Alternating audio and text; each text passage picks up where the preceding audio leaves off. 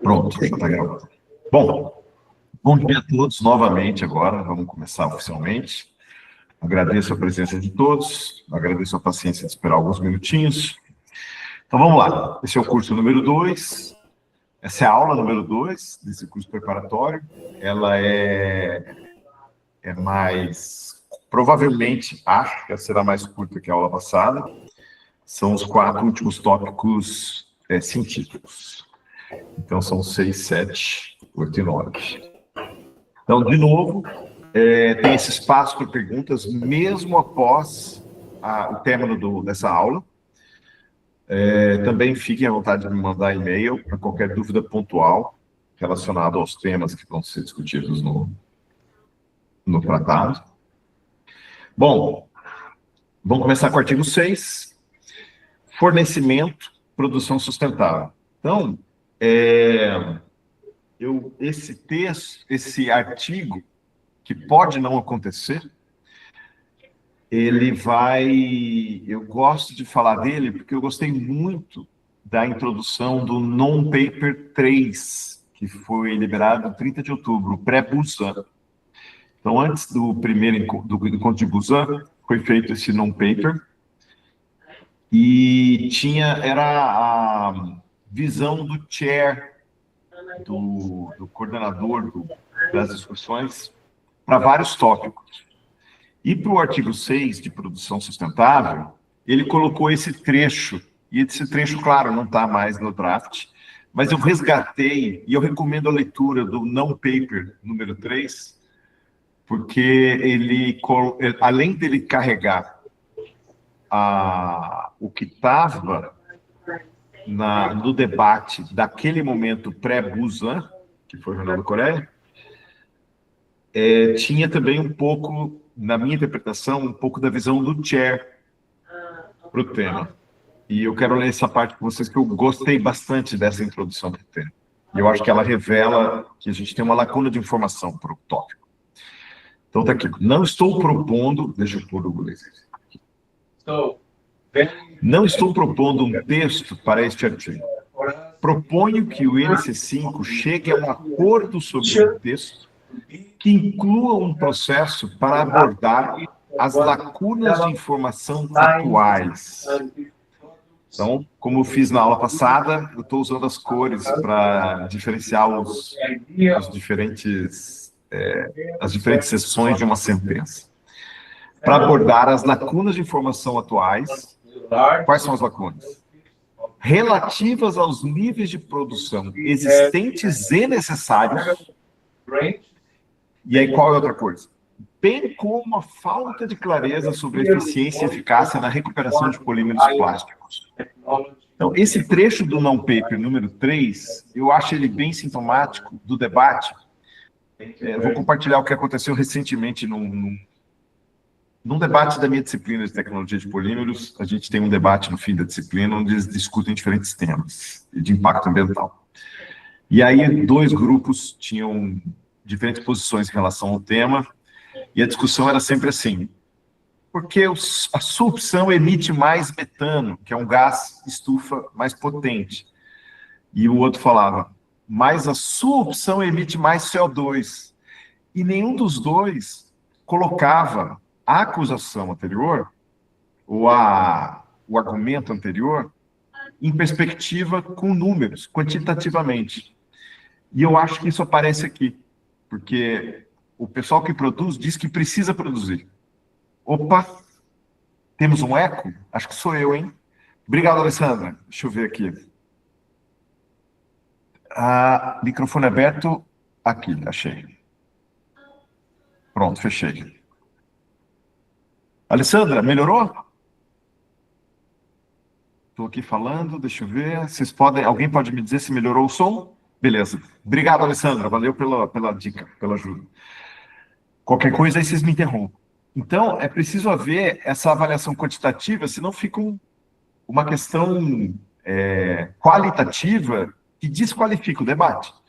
E aqui, quanto a gente precisa produzir de plástico, que é o plástico que é necessário para que a gente tenha um consumo responsável.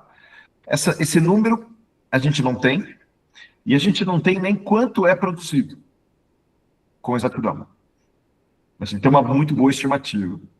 Já sobre a eficiência e eficácia na recuperação dos polímeros plásticos, eu tenho uma amiga, a Sandra Andréa Cruz, que sempre me diz que esse número é um número que é uma incógnita. A gente fala em 9% global, no Brasil a gente tem uma outra porcentagem, mas existe muita recuperação de reciclagem que é informal. Então, esse número também precisa ser colocado.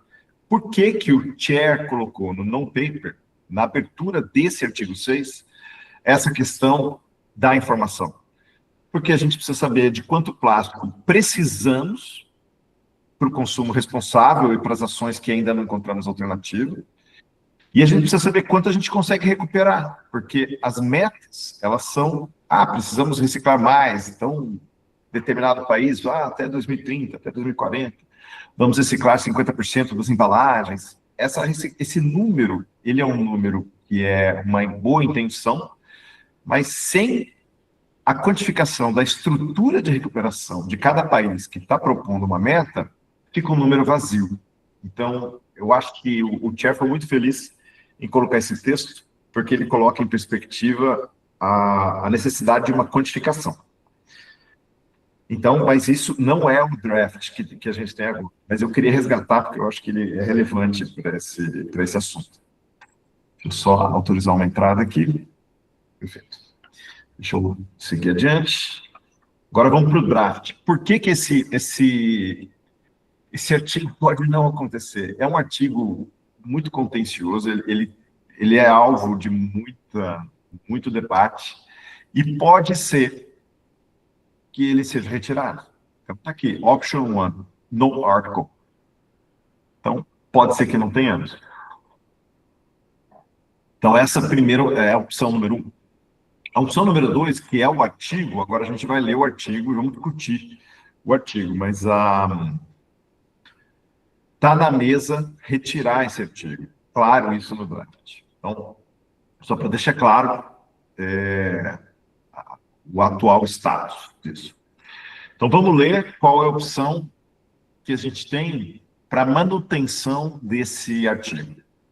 Então, vamos ler de novo aquele esqueminha das cores para organizar, porque são muitos brackets, e aí fica difícil de colocar, da gente entender numa leitura corrida, né? Então, a gente para com as cores. A Conferência das Partes, o COP, a futura COP desse tratado, esse potencial tratado, deverá, em sua primeira reunião, adotar, como anexo a essa convenção, uma meta global ambiciosa para... Se sair esse artigo para a produção sustentável, ou seja, vai ter que ter algum critério para a produção. Não vai ser, tem matéria-prima, eu vou produzir, faço um flood de produtos, faço uma enxurrada de produtos no mercado e crio uma necessidade que não havia, ou, sei lá, faço uma produção para garantir essa entrada desse produto com menor preço, mesmo que não haja necessidade, gerando um volume muito grande para a gente gerenciar, que a gente não consegue gerenciar, já sabemos disso desde a década de 70, pelo menos. Então, esse é um dos tópicos. Então, a ideia, se sair uma meta, essa meta é para quê? Para reduzir, para manter ou para gerenciar? O quê? O consumo, esse ficou divertido, o consumo essa é uma opção, ou a produção e o consumo. Então, existe a dúvida, existe o debate se vai o consumo e a produção, ou a produção e o consumo. Então, tem uma discussão sobre quem vem antes. Então, o consumo a produção e o consumo, beleza?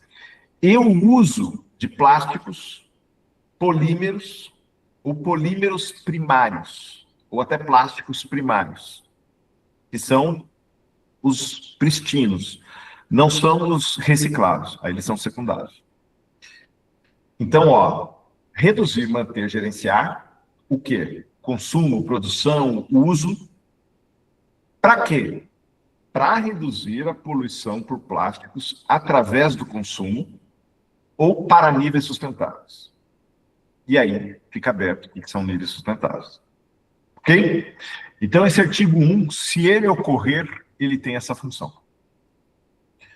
2, cada parte, o artigo 1, desculpa, o artigo 6, se ele ocorrer, ele terá esse artigo 1, com esse espírito. Artigo 2, o ponto 2 do artigo 6. Cada parte deve, conforme apropriado, tomar medidas ao longo de todo o ciclo de vida dos plásticos para alcançar ou contribuir para a meta global referida no parágrafo 1. Então, cada parte que vai assinar esse tratado tem que tomar medidas para garantir ou redução, ou manutenção, ou gestão do consumo, produção, tudo que foi discutido no parágrafo 1. Beleza. Seguimos. 3. Aí vem a questão de saber o que a gente está fazendo. E a importância do monitoramento e da gestão de dados. Né? Cada parte deverá comunicar os dados estatísticos disponíveis sobre o quê? E aí vai no futuro relatório para a Conferência das Partes de cada país, que vai ter que dar satisfação do Plano Nacional de Ação de cada parte, que vai ter que ser colocado caso o tratado seja assinado. Então, comunicar os dados estatísticos sobre os seus esforços para gerir o consumo e a produção, importações e exportações de polímeros plásticos primários, consumo de plásticos e as medidas tomadas. Então, esforços e medidas tomadas para quê? Para alcançar a meta global do parágrafo 1 e do 2. Ok? 4.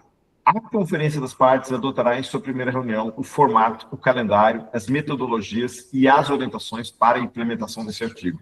Eu vou falar mais adiante sobre o que eles falam sempre sobre orientações, que eu acho isso importante para o nosso contexto. Mas beleza, vou falar mais adiante. Então, artigo 6. E o 5, o último aqui do artigo 6, a Conferência das Partes deverá, a cada 5 anos, o quê? Com base em, levando em consideração, uma avaliação científica, técnica, social, cultural e econômica realizada pelo órgão subsidiário referido no artigo 20 bis, lá para frente, que é sobre a governança do tratado.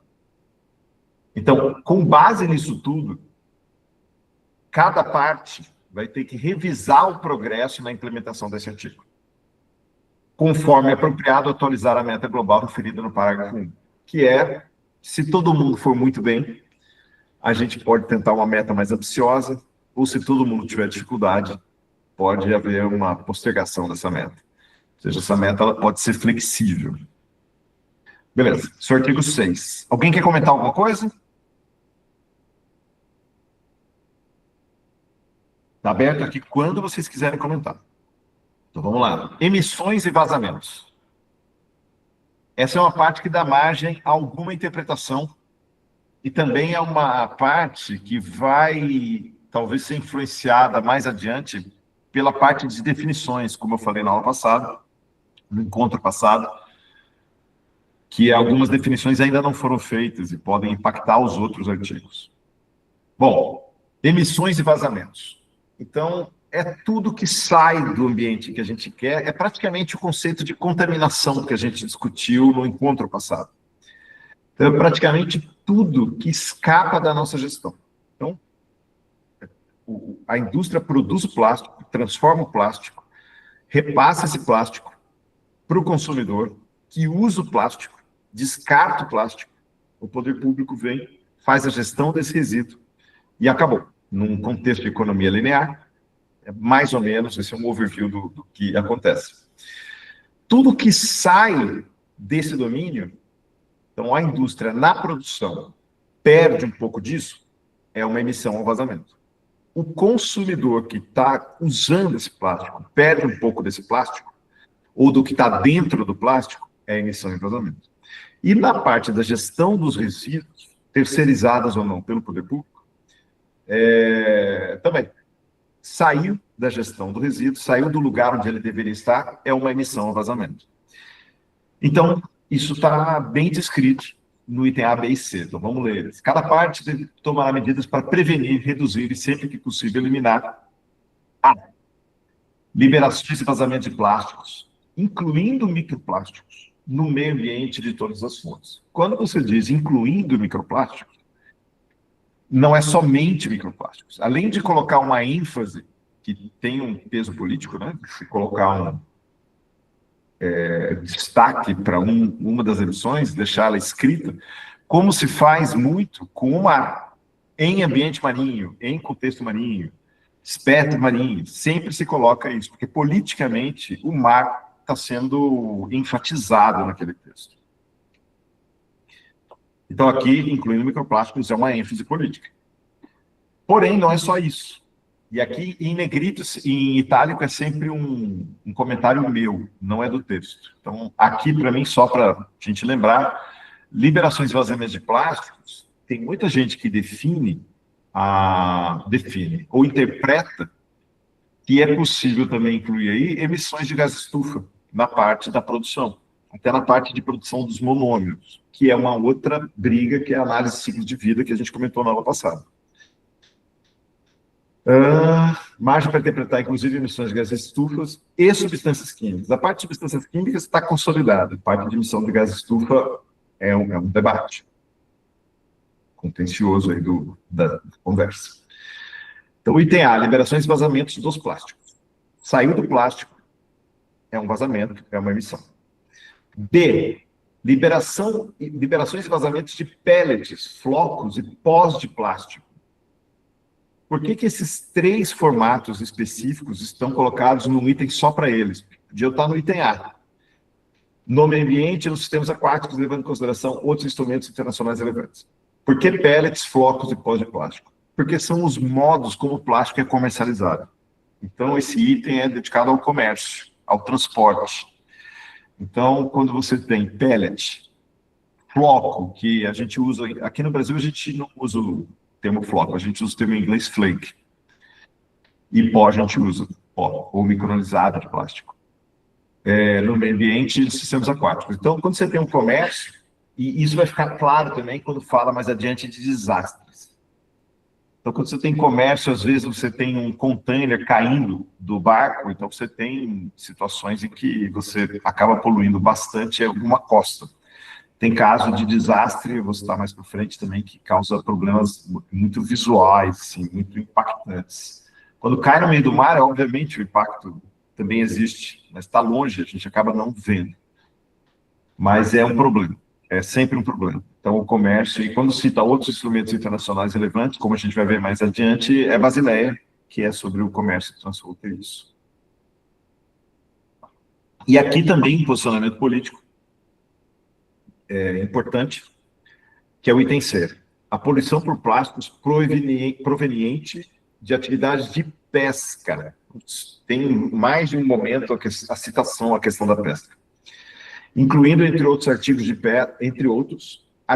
de pesca abandonados, perdidos ou descartados de outra forma no ambiente marinho, tendo em conta outros acordos multilaterais relevantes sobre esse assunto. Então, de novo, a questão de tentar não sobrepor e, principalmente, não discordar de outros, ou não ser discordante ou dissonante de outros MEAs, né, de outros acordos multilaterais. E, por fim, destaque relevante, bem como as necessidades dos pescadores artesanais e de pequena escala. Então, você não pode, eventualmente, proibir o uso de um tipo de artigo de pesca que se mostra danoso para a pesca industrial, mas ele é necessário para a pesca artesanal. Então, isso tem que ser levado em consideração também. Isso está bem descrito aqui. 2. Então, aqui é 1. 2. As partes devem cooperar na investigação de emissões e vazamentos de plásticos no ambiente. E aí vem todo o pessoal que faz pesquisa, eu incluído, todo o pessoal que faz pesquisa na área de monitoramento ambiental. Isso é destacado em vários documentos que discutem e contribuem e opinam sobre o draft, o pessoal fala bastante disso.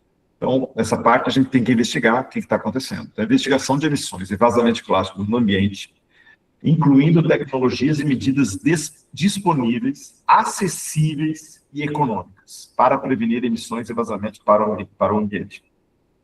3. Ao implementar os parágrafos 1 e 2, cada parte deve promover a utilização das melhores tecnologias e práticas ambientais disponíveis e acessíveis para prevenir liberações e fugas de plásticos para o ambiente. E aí, em negrito e itálico, é um texto meu, isso não está no draft.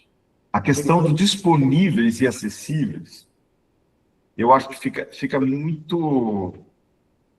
destaca bastante a questão de não ter que impor para todo mundo a melhor tecnologia disponível para monitoramento, desenvolvimento de tecnologias alternativas ou processos produtivos alternativos, etc.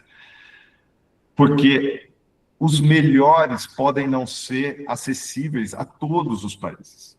E isso aconteceu quando houve, numa das ENCs, nos documentos de proposição dos diferentes países, havia um dos documentos sugerindo que não fossem, que produtos pretos fossem evitados.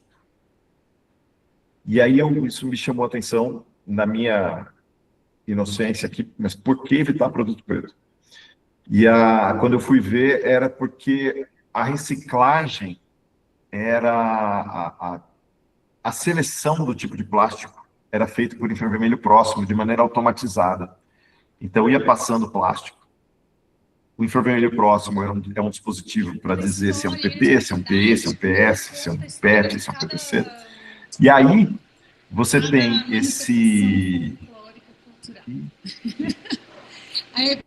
Aí, quando você tem esse sistema, ele diz quem é quem, e vem uma peça automática que vai empurrando material, vai selecionando.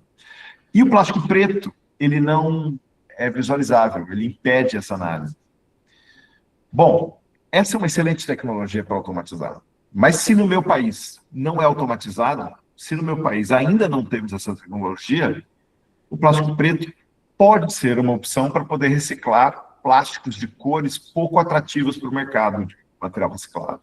Então, você mistura várias cores que não tiveram saída, coloca um aditivo que homogeneiza a cor por preto e consegue comercializar. É uma alternativa que viabiliza algumas cooperativas de reciclagem. Seria uma melhor opção para um sistema nacional reduzir as cores, as opções de cores para os plásticos que vão ser reciclados? É discutível e muita gente acha que seria. Porém, um olho no peixe, outro no gato. Porém, esse tipo de ação pode ser viável, esse tipo de processo de escolha de cores, ou de evitar algumas cores, para viabilizar mais escala para o processo de reciclagem, pode ser disponível só para alguns países. Então, por isso que sempre que coloca disponíveis, coloca-se junto acessíveis. Não só para tecnologias, mas para harmonização. Então, por exemplo, muita gente pode achar algumas revistas hoje, aí não da questão de política pública, mas na questão de fazer ciência, muitas revistas hoje pedem que os microplásticos sejam avaliados por micro-FTR, ou seja, uma espectroscopia de infravermelho no tamanho micrométrico. Isso é muito caro. Então, a mesma coisa acontece quando você possibilita o monitoramento ou pede para as agências regulatórias fazerem o monitoramento. Então, o melhor modo de fazer o monitoramento é desse jeito, com essa técnica, com esse protocolo, que às vezes não são acessíveis, usam de tecnologias que não estão disponíveis em todos os lugares.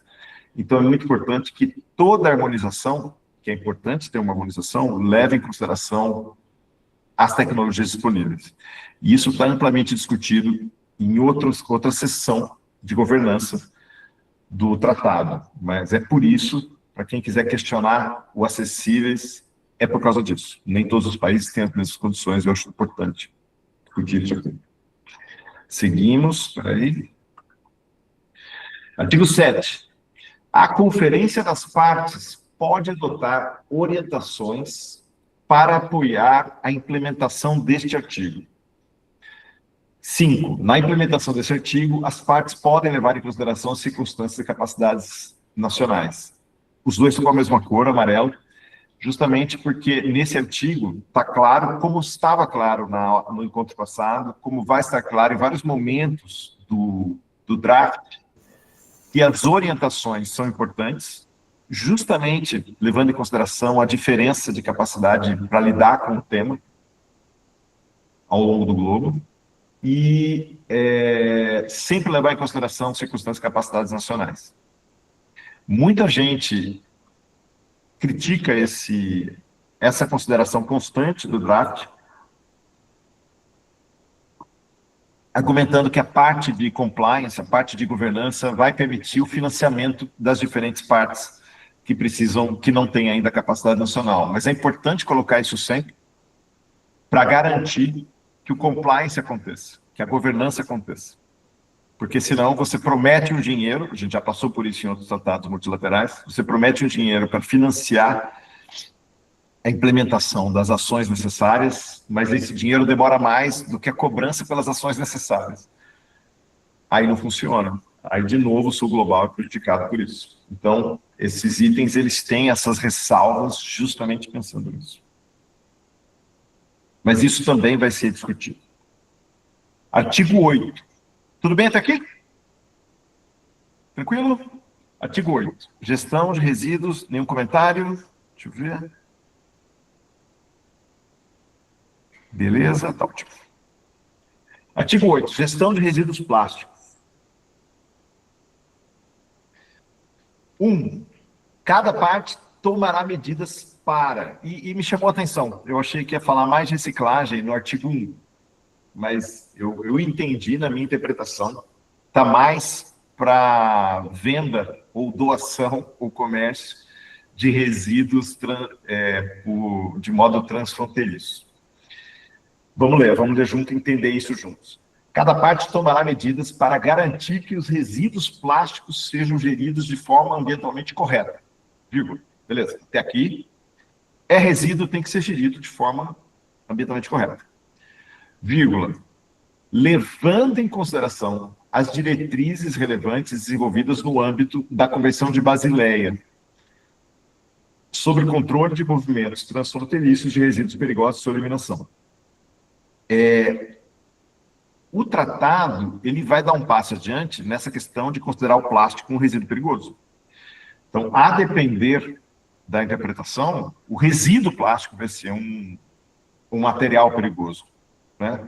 Se considerar o plástico em si um material perigoso, vai dificultar o comércio. Porém, você pode interpretá-lo como potencialmente perigoso se mal gerido, o que eu acho plenamente possível de ser feito, possível de ser discutido.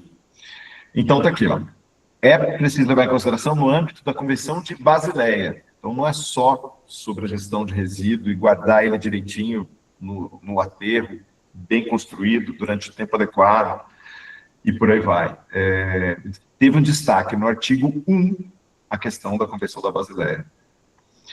2. Ao implementar o parágrafo 1, cada parte deverá, levando em consideração as circunstâncias e capacidades nacionais, tomar medidas incluindo a estabelecer sistemas adequados e infraestrutura resistente a desastres, como eu comentei antes no encontro de hoje. Há situações em que você tem perto da costa, no armazenamento de containers, você tem, às vezes, tornados ou eventos de intempérie muito intensos que geram perda do material que é usado para comercializar. E eu lembro que, recentemente, teve uma movimentação nacional em um país asiático, porque as costas, uma parte da costa estava tomada por pellet, e a população toda foi em direção para catar com pá. Houve uma movimentação nacional. Então, esse foi um caso que chamou a atenção, mas isso é muito comum, você ter perda de pellet, pó e flake. Então, infraestrutura resistente a desastre nos níveis nacional e subnacional, mas não é só sobre o desastre. Então, é infraestrutura resistência a desastre nos níveis nacional e subnacional para manuseio, triagem, coleta, transporte, armazenamento, reciclagem e descarte seguro de resíduo plástico, incluindo a recuperação de energia. Então, quando você fala em reciclagem, não é só sobre você pegar um plástico, fundir ele e transformar ele em outro plástico para outro uso, mesmo que seja menos nobre ou com o mesmo nível de demanda, de propriedades. Você tem a reciclagem energética, que é queimar aquele plástico. Então, está aqui, incluindo a recuperação de energia. Não é a melhor reciclagem, isso não é o tema de discussão aqui hoje, mas está aqui dito. O que não foi citado aqui é reciclagem química, mas acho que está implícito. Reciclagem, ponto. Com destaque para a recuperação de energia. Então, toda a questão da gestão de resíduo, ó, manuseio, triagem, que é aquela questão que se usa ali no norte global, que aqui não se usa. Manuseio, triagem, coleta, transporte, armazenamento, reciclagem e descarte seguro de resíduos plásticos. Então, é toda a cadeia. Não tem mais uso, virou resíduo. Incluindo a recuperação de energia. Beleza. B, promover abordagens de economia circular. Eu lembro, em Bangkok, eu não lembro o país, mas foi um país africano, de língua portuguesa, e o representante fez uma fala muito bonita, falando que a circularidade é um tema muito bonito, mas que precisa levar em consideração a realidade dos diferentes países. A gente tem falado sobre isso aqui em vários momentos. E é importante citar que, apesar das dificuldades e de, às vezes, parecer que os diferentes conceitos são falados de modo bonito, sem adesão com a realidade, a circularidade, ela precisa ser levada não a sério, mas ela precisa ser levada em consideração com muito carinho. Ela é citada 4 vezes ao longo do documento. Diretamente. O espírito da circularidade é citado em vários outros momentos, e é importante, talvez seja até um contexto que a gente deva discutir em um segundo ciclo de encontros para falar sobre os temas da poluição plástica, mas a circularidade, ela permeia esse documento inteiro. Então, acho que eu aproveito esse item para falar que a questão da circularidade, ela tem vários níveis de implementação e vários deles são passíveis de serem feitos em todos os lugares. Então, B, promover abordagens de economia circular. C, definir objetivos e metas a nível nacional para aumentar as taxas de recolha e reciclagem de resíduos plásticos. Então, a reciclagem é também um tema que perpassa aqui, não tem como implementar esse tratado sem aumentar a questão da reciclagem. Então, 2, tem vários itens, continua nesse outro slide. D, prevenir o lixo e proibir o despejo a céu aberto. A queima a céu aberto. A queima a céu aberto, eu não tenho dados, é um problema gravíssimo. E o despejo no oceano de resíduos plásticos, tendo em conta as regras acordadas internacionalmente. Então, esse item é um item muito relevante, que destaca politicamente más práticas de gestão de resíduos. E prevenir e reduzir os artigos de pesca, escapou. Aqui o DPL, como eu disse no outro encontro, eu traduzi no DPL e revisei, aqui escapou. Prevenir e reduzir os artigos de pesca de plástico abandonados, perdidos ou de outra forma descartados. F, já foi citado no outro artigo, né? F, promover uma transição justa para os trabalhadores da gestão de resíduos plásticos, especialmente catadores de lixo e outros trabalhadores informais, incluindo mulheres, jovens e pequenos pescadores artesanais, ou promover mudanças comportamentais para prevenir e minimizar os resíduos plásticos, incluindo através da sensibilização do público. Isso aqui é o item 2. O item 1 é a gestão de resíduos. O item 2 são esses diferentes itens sobre as medidas que devem ser tomadas, inclusive, permitiu uma entrada aqui, inclusive a questão de educação e conscientização do público. sensibilização do público. E agora vamos para o item 3.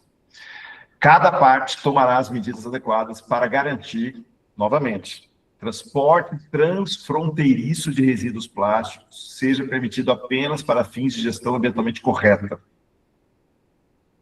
As partes, que também são partes da Convenção de Basileia, tomarão as medidas. Então, todo mundo que assina esse tratado e também assina a Basileia, tomarão as medidas adequadas para garantir que o transporte transfronteiriço de resíduos plásticos seja realizado de acordo com as obrigações da Convenção de Basileia.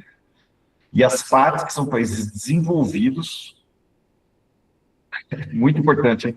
Tomarão medidas para... Desculpa, eu recebi um recadinho do MIT, tá bom.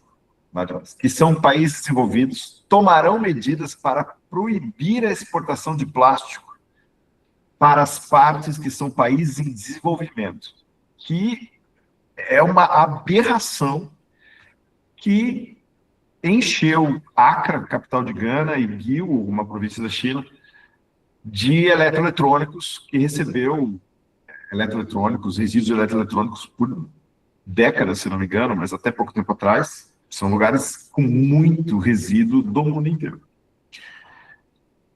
Então, isso não pode acontecer. Em circunstância que a Convenção da Basileia não se aplique, uma parte tomará as medidas adequadas para garantir que o movimento transfronteiriço de resíduos plásticos seja permitido apenas após levar em consideração as regras, normas, diretrizes e orientações nacionais e internacionais relevantes referidas no parágrafo 6. Por que está em negrito? Não tem parágrafo 6 no artigo 8. Então, essa parte do draft me tomou um tempinho para entender. E na interpretação que está vendo, ó, termina no 5. Na interpretação, é o parágrafo 6 da Convenção de Basileia, que justamente trata dessas condições para o movimento transfronteiriço. Okay? Então, isso aqui refere, mesmo para quem não assina, refere-se à Convenção de Basileia, tem que respeitar o Tratado 6. Espera aí, Home Fischer fez um comentário aqui. Ó, vou ler para vocês. Ou, espera aí, deixa eu pôr aqui para que vocês possam ler. Tá essa tela. Precisamos de uma opção para as bombonas ou PET usados como boias na maricultura, os principais poluidores nas baías onde existem fazendas de criação de marisco. Alguém conhece alguma solução? Eu não conheço. Se alguém conhece, pode falar, mas essa questão que Home Fischer está aqui, se quiser se manifestar, essa questão ela vai ter que ser endereçada.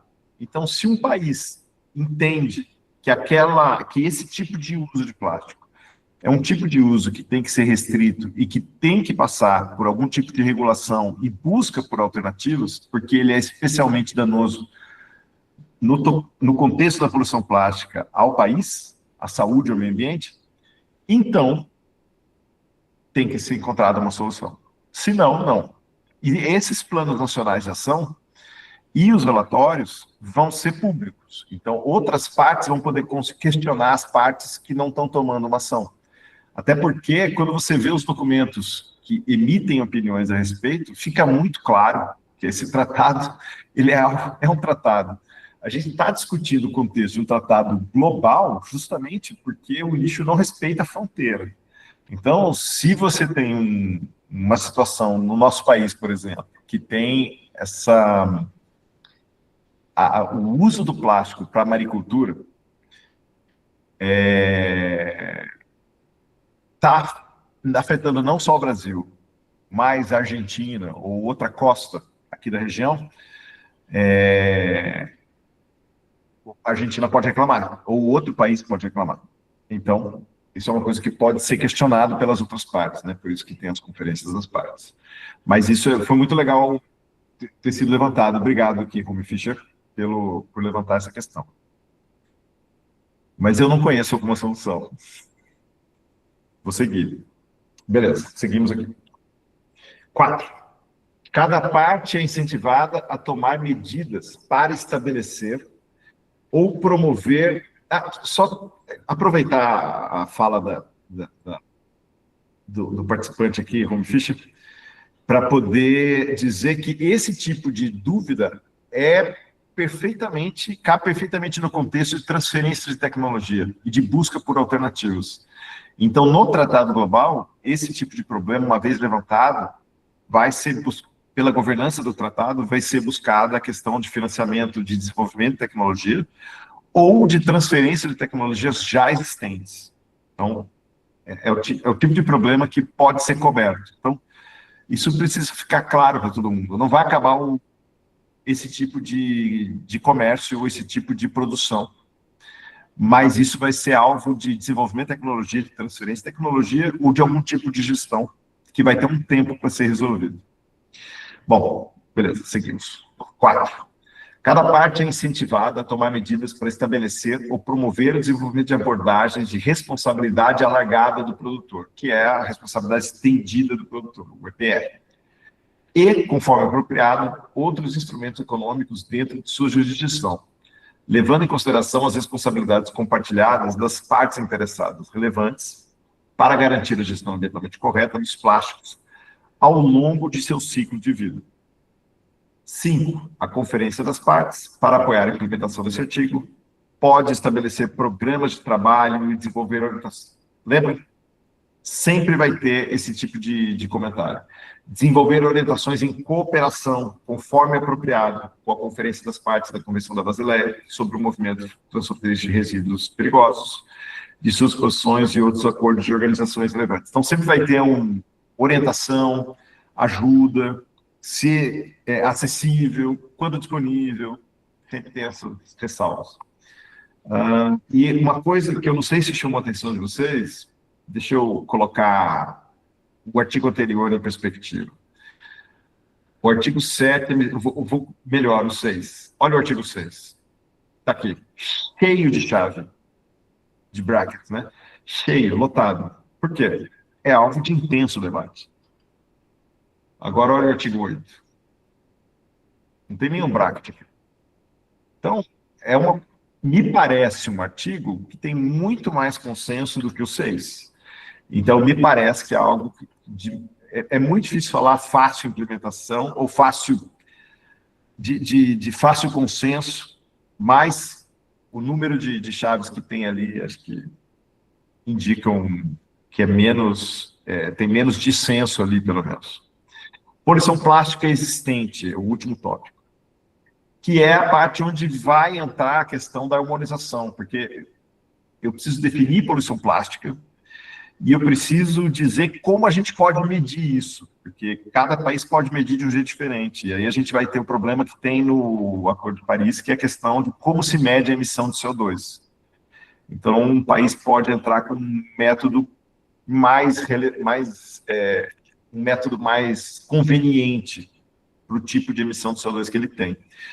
Então, para esse artigo, a questão da harmonização de métodos vai ser uma questão a ser desenvolvida, principalmente principalmente, não sei se principalmente, mas tendo como stakeholder também os pesquisadores que trabalham com monitoramento de poluição plástica.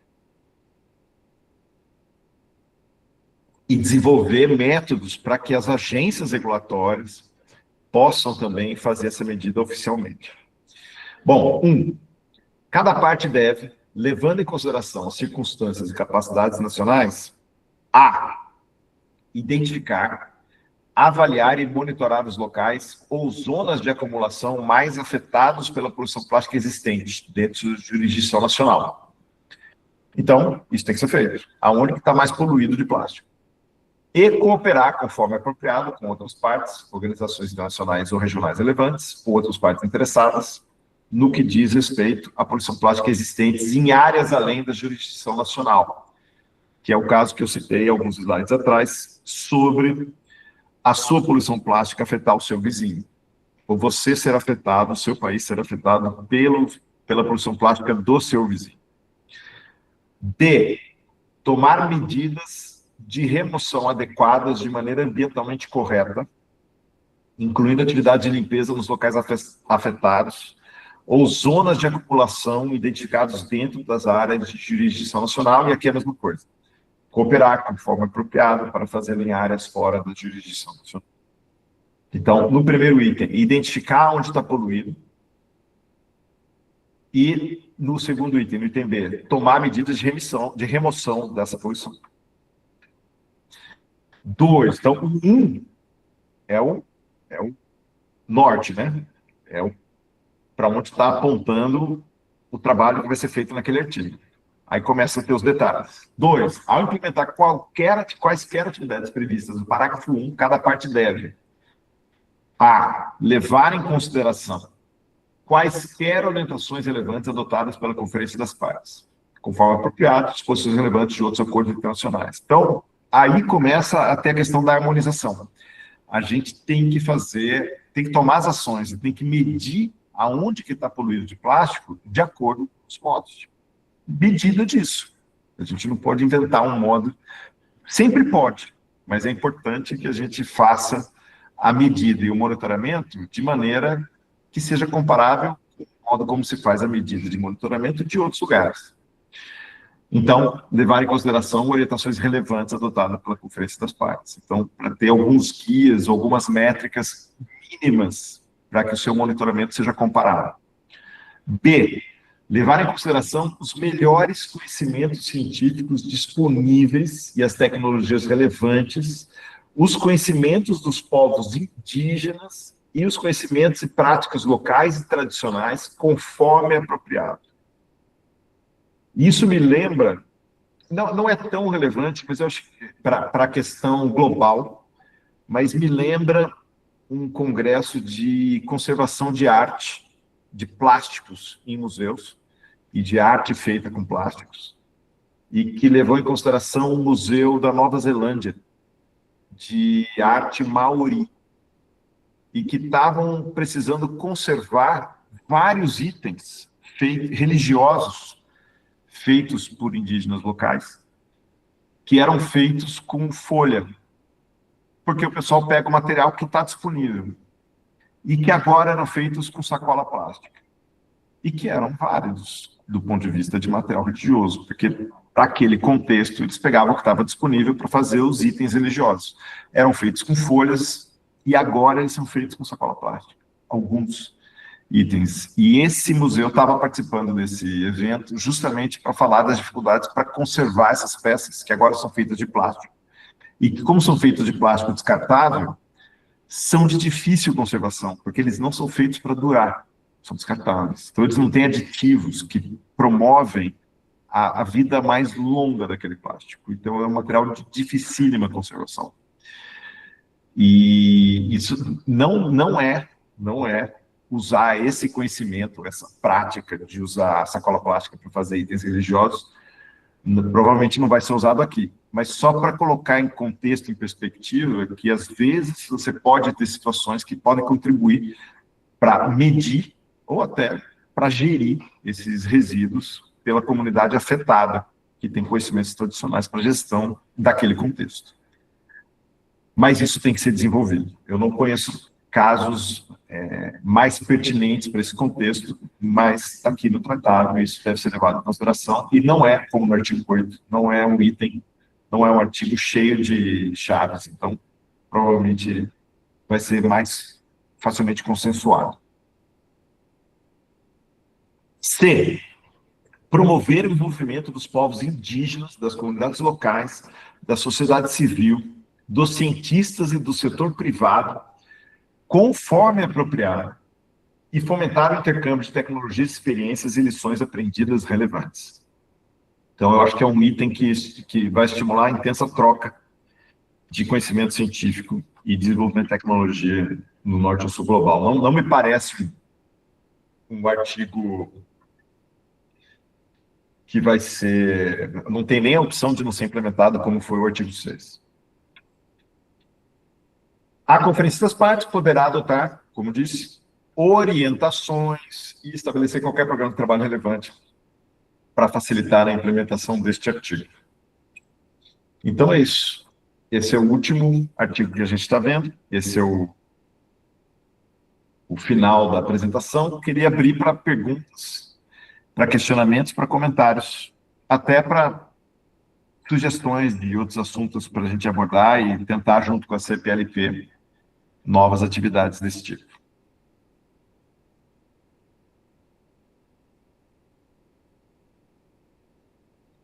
Mas também queria deixar aberto a possibilidade de vocês se manifestarem por e-mail ou pelo Google Doc, e a gente encerra aqui essa apresentação.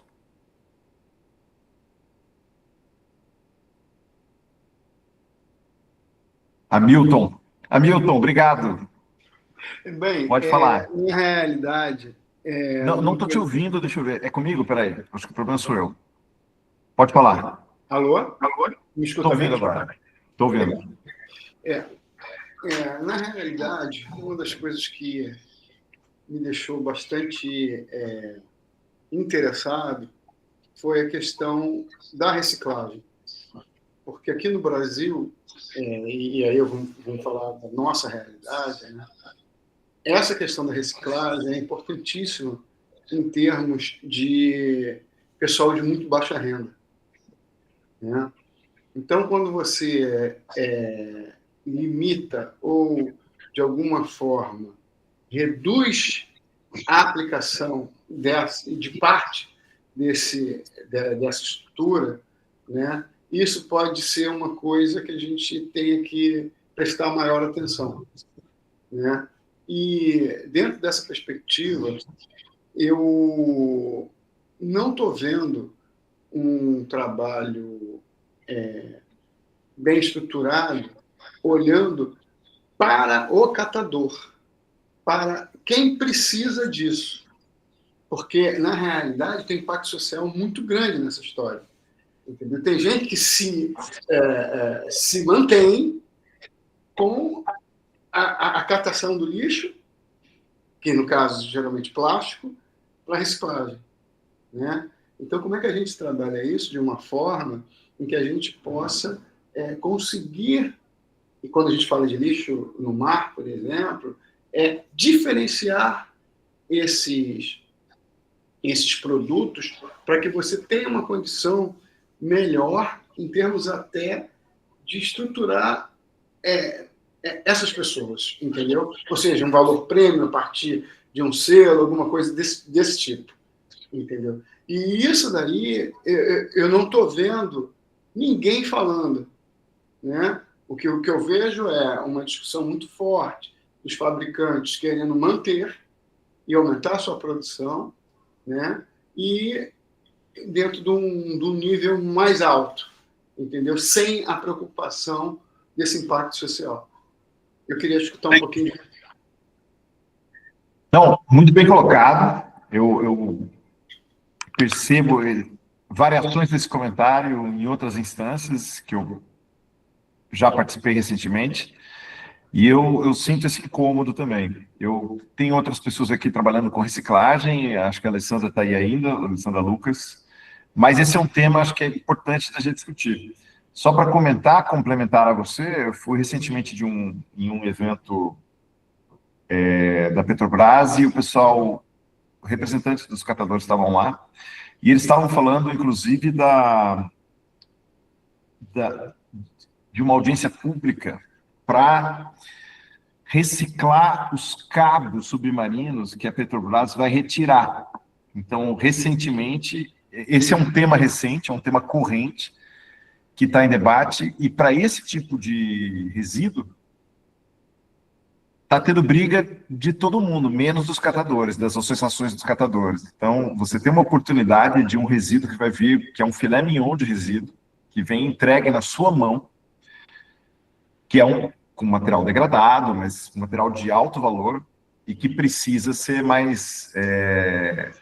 que poderia ser endereçado justamente para a comunidade que a gente tem que prestigiar mais. E do ponto de vista diplomático, o Brasil, no ponto de vista diplomático, não da estrutura que a gente tem, mas do ponto de vista diplomático, o Brasil ele sediou num dos INCs. Espera aí, deixa eu só fechar aqui um som. Num dos INCs, ele promoveu um evento lateral com os catadores de todos os países. Então, o que me explicaram é que, diplomaticamente, é quando o país toma uma liderança no tópico, e o Brasil tomou essa liderança. E precisa efetivar, né? Acho que a Alessandra vai falar disso. Alessandra, pode falar. Depois a Rony. Obrigada aí por todo esse conhecimento. Não estamos te ouvindo bem. Estão ouvindo bem? Ou não? Não. Melhorou? Melhorou muito. Ah, então é porque eu desliguei o Bluetooth. Eu tô no carro, tô em trânsito. Então, eu acho super válido, Hamilton, essa colocação que você fez, mas assim, o governo, principalmente o governo federal, ele está com alguns editais, algumas políticas públicas voltadas para o catador, né? Até o Lula pessoalmente pediu para a Marina Silva e para o pessoal do Ministério do Meio Ambiente para sempre contemplar os catadores, eles olham para isso com muito cuidado.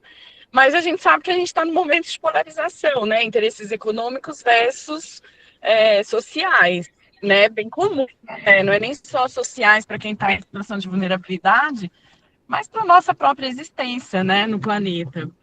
Mas eu acho que tem algumas iniciativas bem interessantes e mas é sempre aquela luta, né, entre, eu não diria direita e esquerda, mas interesse econômico e interesse social, entendeu? E para quem olha para isso, né? Então, eu acho que a gente, enquanto academia, tem uma contribuição grande para dar nesse sentido e até se envolver junto com as políticas públicas locais, né, o poder público local, para cobrar, né? E a gente tem conversado bastante com um promotor de meio ambiente aqui.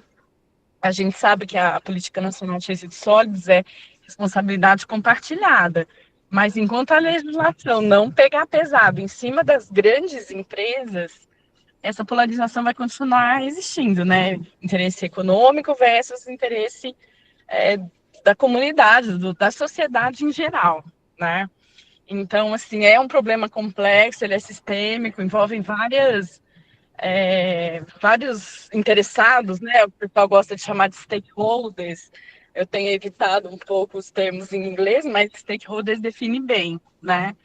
Mas eu acho que a gente acaba podendo contribuir bastante, como o Walter bem fala, né, sobre levar todo o conhecimento científico e, e promover pressão local, né?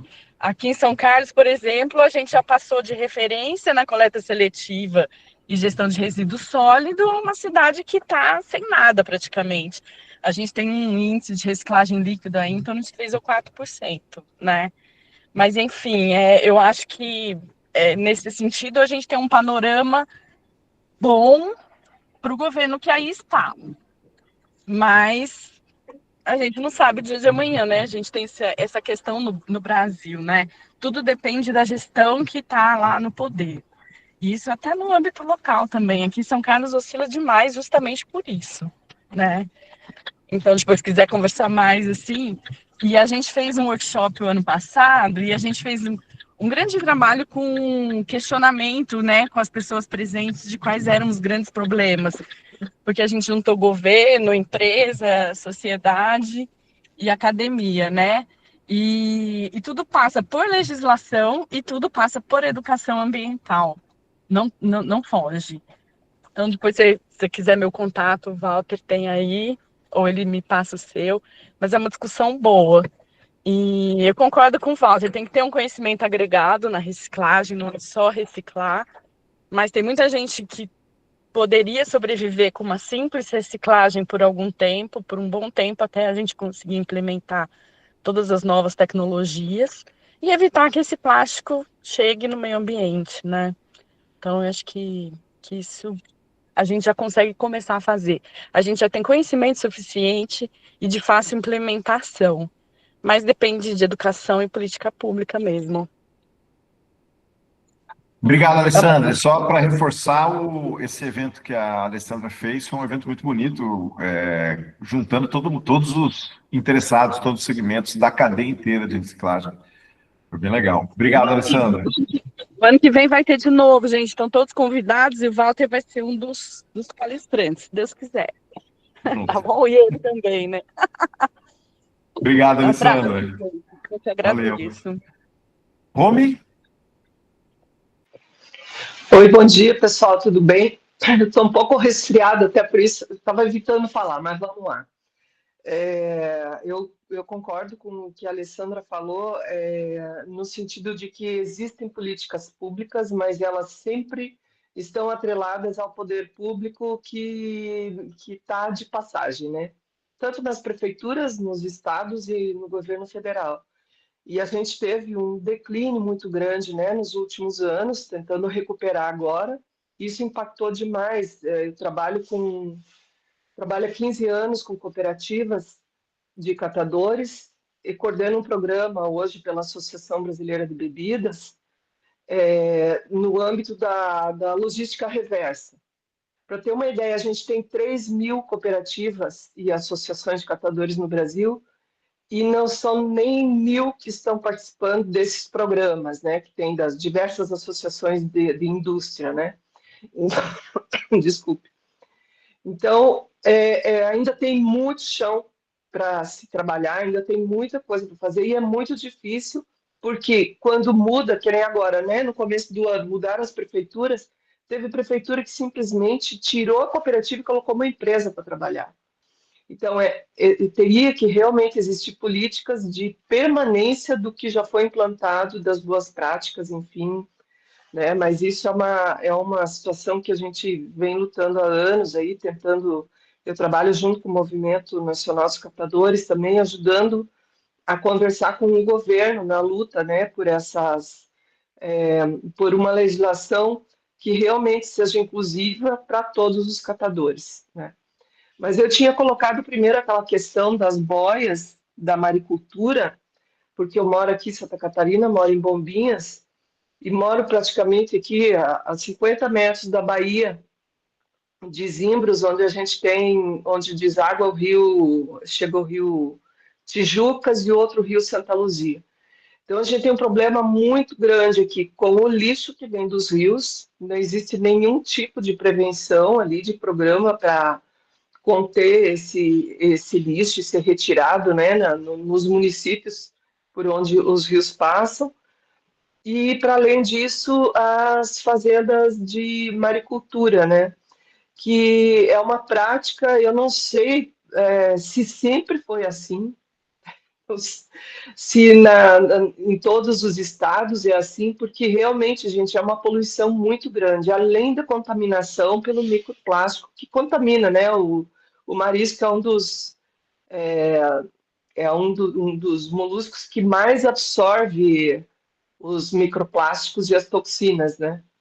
Então, realmente, a gente precisa de algum tipo de solução para esse problema, sabe? Você falou de bombona, mas é de isopor, né? Tem muito problema de Não, isopor, né? aquelas de plástico azul, A bombona, ela libera muito microplástico, aquela bombona? sim. E a garrafa PET também, né? Uhum. E Então o pessoal também não usa muito aparece. isopor para Como? maricultura. Não se usa muito isopor para maricultura. Aqui, pelo menos, não. Porque o Não. isopor ele vai dissolvendo muito rápido, né?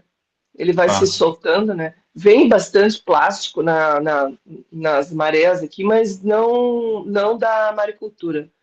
A gente É. tem aqui o problema das redes e esse problema das bombonas mesmo, né? Essas bombonas Ah. azuis. A gente, só como comentário adicional, a gente tem uma pesquisa aqui com bivalves, um bivalve de água doce, mas ele levou mais de 4 semanas, a gente coleta o bivalve para expor ele a microplástico aqui no laboratório. Mas antes de expor, a gente espera ele depurar. Então, a gente vai acompanhando as fezes do bivalve. Uhum. Ele não para de liberar microplástico, mesmo depois de 4 meses de depuração. Um bivalve específico, não sei se é o mesmo, provavelmente vai ter diferenças, mas só para falar do tempo de residência, o tempo de residência é grande. Então, se tem um bivalve desse recebendo bastante microplástico, filtrando, ele não fica lá, não acumula por gerações, né? Ou na cadeia alimentar não existe evidência. Existe evidência de que ela anda, que ela permanece por alguns passos, mas não que ela vá direto para cima, como na contaminação química.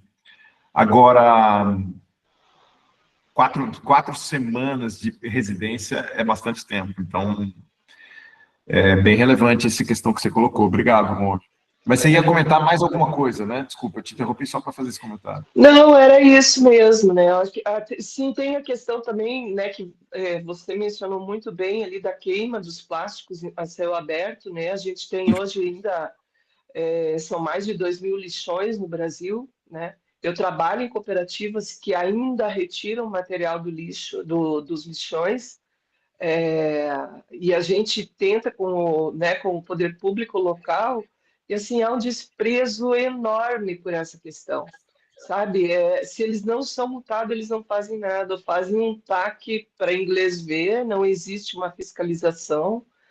Isso é um problema muito sério, porque a gente sabe que pelo menos eu, tenho lido muitos estudos sobre endometriose em mulheres causado por a aspiração, né, da fumaça ali, quando elas estão trabalhando e coletando os materiais que são possíveis de coletar, e se contaminam, e isso causa endometriose a médio prazo, não é nem longo prazo.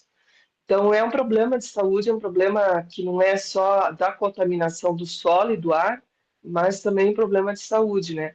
Além da questão da...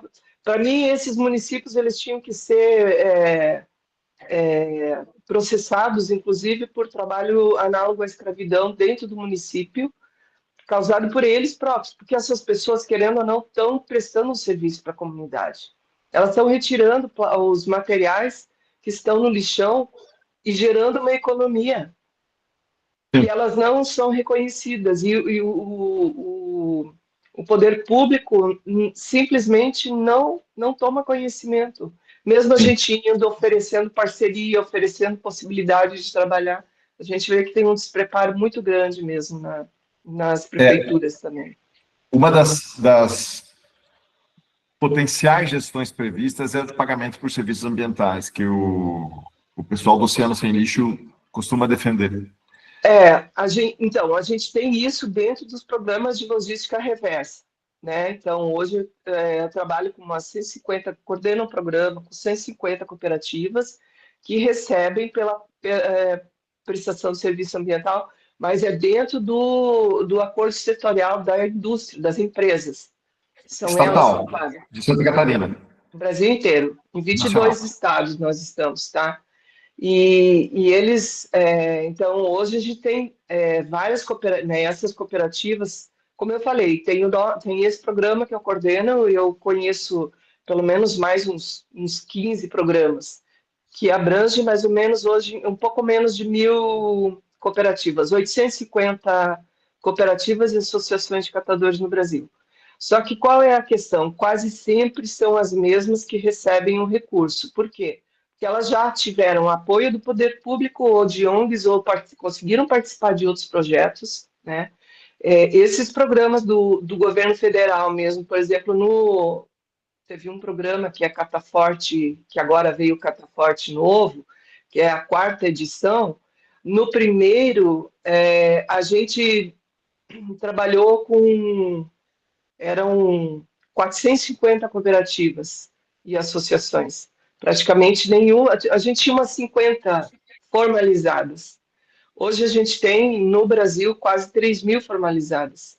Só que as que conseguem acessar os programas são quase sempre as mesmas, ali em torno de 100 no Brasil inteiro. Tá? Então, isso também, né? Inclusive, eu conversei com o pessoal das Senais, eu conversei com o pessoal que é quem lança os programas junto com dentro ali do Ministério do Meio Ambiente, conversei com o Adalberto Maluf, para também destinar, fazer editais para os pequenos grupos que são mais fragilizados, ou mesmo aqueles que ainda estão em lixão, né? E se vocês puderem nos ajudar com isso, inclusive a gente tem na região amazônica uma questão seríssima do lixo jogado, né, em toda aquela região ali, tanto no Pará quanto na Amazônia mesmo. Na Amazônia? Manaus, é absurdo. Manaus, mas não só Manaus, assim, municípios do interior, que ao longo dos rios, eles não têm o que fazer com Os lixo. igarapés. Nos igarapés, Assim, eu acho que Manaus, depois do Rio de Janeiro, foi o pior lugar que eu vi de lixo dentro da água. Então, são lugares onde realmente a gente deveria... Porque lá não é que nem aqui, onde eu tô, que é um lixo que a gente sabe a origem, a gente sabe que ele vem ali, principalmente, né, de uma atividade da maricultura, e a gente também não quer prejudicar os maricultores, né? Lá não, é lixo da comunidade que é jogado no mar mesmo, né? E esses programas... Oi? Não, eu ia comentar que você falou que precisava de ajuda. Na hora que você falou isso, o Hamilton já levantou a mão. Então, acho que já tem uma conexão aqui. Vou deixar ele falar também. Obrigada. Veja, deixa eu até me apresentar, que eu acho que eu não me apresentei. Eu sou presidente da Associação Nacional de Diplomado do PRONIN, e que a gente está trabalhando em mudanças climáticas, né, combate a mudanças climáticas, e a gente tem um portfólio em cima de manguezais. Tá? Então, o primeiro programa em relação à logística reversa, por isso eu gostaria de conversar com você, Rony. O segundo é pesquisa e desenvolvimento, que é exatamente a gente poder fazer o levantamento do inventário de carbono armazenado nos manguezais. E o terceiro é comercialização do carbono azul. Okay? Mas, voltando aqui, um dos grandes problemas que eu tenho discutido e que eu trago desde o G20, que foi aqui no Rio de Janeiro, e que eu faço a mesma pergunta, é em relação ao fluxo de investimento, ao fluxo dos recursos que são aportados nessas estruturas, nesses programas. Porque você tem, principalmente quando é recurso internacional, né, e que vale para todos, você tem 100 sendo disponibilizado, 70 fica consultoria do próprio país, 30 vai para as grandes ONGs e 10% dos 30 vai para a condição local. E a gente, quando você acabou de falar do Cataforte, né, a gente teve isso. Ou seja, as grandes estruturas recebem o recurso que repassam para as pequenas, mais um percentual ínfimo. Enquanto a gente não estruturar essa condição do fluxo de investimento, e isso vale também para o que a gente estava discutindo em termos de investimentos em relação do norte global para o sul global, em termos de adaptação de tecnologias e de recursos a serem aplicados, a questão do fluxo de investimento e você colocar pisos e tetos dentro dessas condições de etapa, ou seja, a consultoria, não estou dizendo que não tem que ter consultoria, tem que ter, mas desde que você tenha um piso e um teto. E isso tem que ser uma visão de Estado e não de governo, que é o que a Alessandra, entendeu? Falou antes. A gente não pode ficar dentro dessa perspectiva de hoje é o governo A, amanhã é o governo B, e aí o que eu fiz no governo A não serve para o governo B. Pois é. Então, tem que ser uma condição de Estado. Então, o Ministério... Eu fui conversar em 2 de junho de 2022 com o pessoal, quando entrou, né, o pessoal do MMA, exatamente essa parte de resíduo. Né? E a informação que eu tive foi que o olhar era para a contenção. Só que como que você vai fazer contenção se você não estrutura a ponta? Que é quem, na realidade, vai fazer a eliminação. Então, se você não consegue ver o todo, você não consegue dar solução. E esse é o grande problema do Ministério. Eu acho que nesse contexto do tratado que a gente está colocando agora, e eu acho que isso tende a melhorar as condições, porque esse questionamento que você está colocando, que a Alessandra colocou, que a Rome colocou, no que eu acompanho, é um questionamento antigo, de falta de estrutura e de um planejamento estratégico para viabilizar a questão da reciclagem e do sustentável. E isso não tem sido resolvido, apesar das inúmeras demandas, como você acabou de colocar. Com o advento de um Plano Nacional de Ação e a necessidade de se escrever um relatório para cada COP, eu acho, na minha inocência, de que isso vai gerar uma condição melhor, porque vai ter que ser responsabilizado. Então, esse tratado ele gera uma condição para melhorar essa estrutura. Acho eu. Queria perguntar para vocês se vocês acham isso. até para a gente se manter bem aqui no tema do tratado. E a Roma ia comentar alguma coisa, mas se você quiser fechar, Milton, na questão, se você acha que o tratado vai ser positivo para essa demanda que você está colocando, depois a gente passa para a Roma. Eu acho que vai encerrar. Vai, desde que a gente se preocupe com isso que eu acabei de falar, que é a questão do fluxo desse investimento. Isso tem que ser regulado. Ou seja, eu tenho que ter pisos e tetos para cada etapa. A etapa da saída do investimento, a etapa da consultoria em relação à aplicação do recurso e a etapa da entrega desse recurso para a ponta. Tá. Isso tem que ser feito. Se você não fizer isso eu já falei com o pessoal do Banco Mundial, já falei com o pessoal do BRICS, e ninguém dá uma resposta. Se a gente não estruturar isso nesta estrutura de discussão, lá no início, esquece, não vai continuar o mesmo. Pelo menos essa é a minha visão. Não, me parece correto. Infelizmente, parece correta a sua interpretação. Eu acho que casa muito com o que eu falei. Quando tiver a questão da responsabilização e do compromisso numérico, quantitativo, que vai ser obrigatório para o Tratado Global, eu acho que aí vai ter melhores condições. Romy? Não, só para comentar que o Hamilton falou da questão das consultorias, né? Hoje nos Só para destacar que a Romy já colocou o e-mail dela para você, Hamilton, e o Hamilton já colocou o telefone no chat. Eu já peguei. Tá. Mas, por favor, Romy, entre em contato pelo WhatsApp mesmo, tá? Não tem problema nenhum. Tá bom. Pode ir, Romy, desculpa. Nos editais sempre estão previstos no máximo de 15% a 30% para consultoria, quando há editais pelo governo federal, tá? Nesses que têm surgido pelo governo federal. E, inclusive, no do Ministério das Cidades, o 15% que tinha, na última hora, eles tiraram, quer dizer, o consultor tem que trabalhar de graça, o que eu também acho que não dá, porque... Não. Mas aí que está o detalhe, você está falando do recurso na ponta. Eu estou falando no recurso quando ele sai lá da fonte. O que acontece? Por quê? Que consultoria que eu estou falando? Estou falando de consultorias internacionais. Porque sim.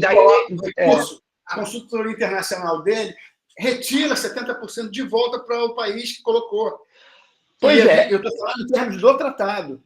Entendeu? Por exemplo, o GIS, quando ele coloca aporte, vamos dizer, o GIS coloca 100 milhões, 70% vai para a Fraholi ou para o próprio GIS. Entende? Então, quando você chega com recurso no país, você já não tem mais 100, você tem 30. Exato. E quando você faz o edital e coloca ainda 30% de consultoria, você diminuiu mais ainda o recurso na ponta, que é onde acontece. Então, o que eu estou te dizendo é lá na origem. No projeto tem que ter. Nesse recurso, eu também acho que tem que ter. Entendeu? Como você vai alocar, dependendo do país, você não sabe como é que é a estrutura de governança do país, tem que ter a consultoria, legal, mas tem que ter piso e teto. É isso. Exato.